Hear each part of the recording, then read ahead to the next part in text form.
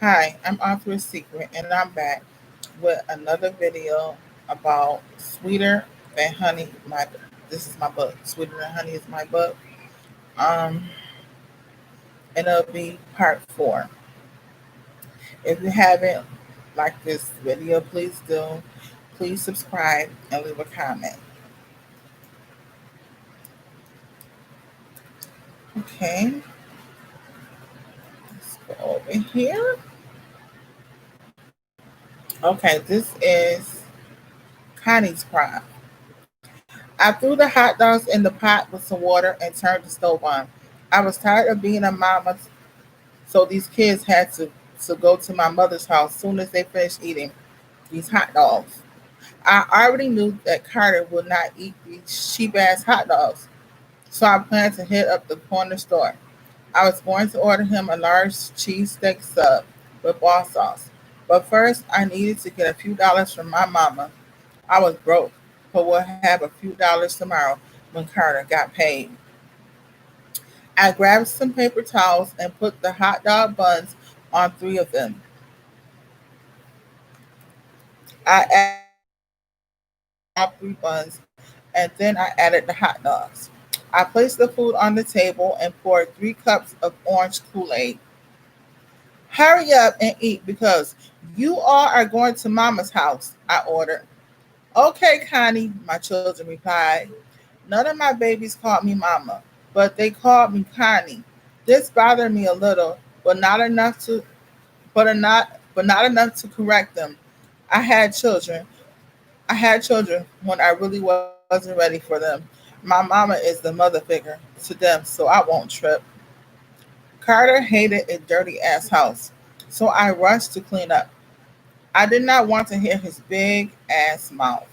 I didn't need him tripping about giving me some cash tomorrow, so I planned to feed Carter well and fuck him even better than the night before. In order to this, my children needed to be gone because they always fucked up a good nut. Harlem, Baylor, and Trust, get your shoes on and shit and be ready to go when I finish showering, I told the kids. I took the garbage out the I took the garbage out the can. Baylor, take out trash for me and don't be fucking around out there, I instructed my son. Okay, Connie, he replied. Harlem, sweep this kitchen floor. And Trust, put a trash and wipe the table off, I told my young daughters. I heard the I headed for the shower because I did not want to give my nigga a right pussy. I wanted to be so fresh and so clean that could lick me all night if he chose to. There would be nothing but smooth sailing tonight. Tomorrow I will be creeping with my other dude Yardy. I don't play around. I love Carter, but sometimes he was very boring, and I just needed some different dick in my life.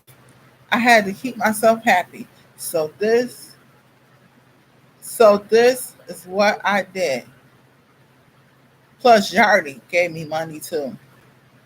30 minutes later, I walked my children around the corner to my mama's house. I was so ready to get away from their bad asses. My nephew Gary was chilling outside with his friends. Hello, Auntie Connie, Gary happily spat in a husky voice. Hey, baby, I am truly loving your manly voice. But, baby, you will never be too grown for me to take a switch to that ass of yours, I teased. Oh, Auntie, you never give me a break. I am almost 16 and that has to count for something, Gary frowned. Of course it does, nephew, but you have to continue going to school and become somebody. If I ever catch you slinging dope or on one of these corners, I'm I am going to light your ass up, and that's not a threat, but a promise, I retorted. I did not want to see my nephew in prison or 6 feet under, so these things that I spat at his ass came from my heart. Okay, Auntie, dang. You don't have to worry about me, Carrie huffed. I turned to see my children standing here looking me dead in my mouth. Stop staring! Stop staring at me! Stop staring me in the fucking mouth! What I just told Gary applies to you all too. Now get your asses in the house with mama now. Let me see how long I've been on here. Okay.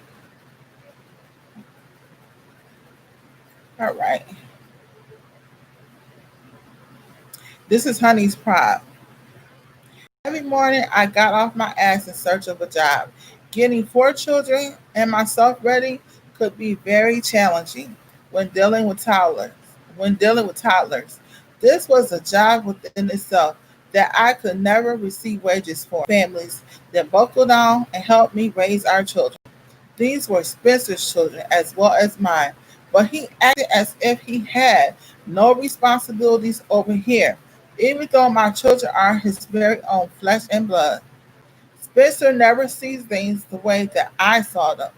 It was like Spencer was stuck in this fantasy world that he has created among himself. No one suffered more than my children, but I feel like Spencer is going to ruin my life. But it's not working. I refuse to feel like I am being punished by a deadbeat. How very selfish of Spencer to take a role of parenting our children for granted. There was nothing that I could do about this ordeal because this is the way Spencer was, and I assumed that his acts would never change. Oh well, that's his loss because this hardworking mama was not forcing anyone to be in my children's lives. Fuck Spencer. After dropping my children to my auntie Tiffany's house, I hopped on the bus to the transit center downtown to meet Candy. We made plans to walk them all until we had placed the application in every damn store. It would be a long day. Hey, honey, are you ready to beat your feet at the mall today? Candy happily questioned me. Candy was 5 feet 5, beautiful, with caramel colored skin, hazel eyes, flawless makeup, and hair. To top it off, to top all these great qualities off, Candy was also married. I'm going to end this video right here, and I will be back with part 5 because I need some water. I'll be back though. Thanks for watching.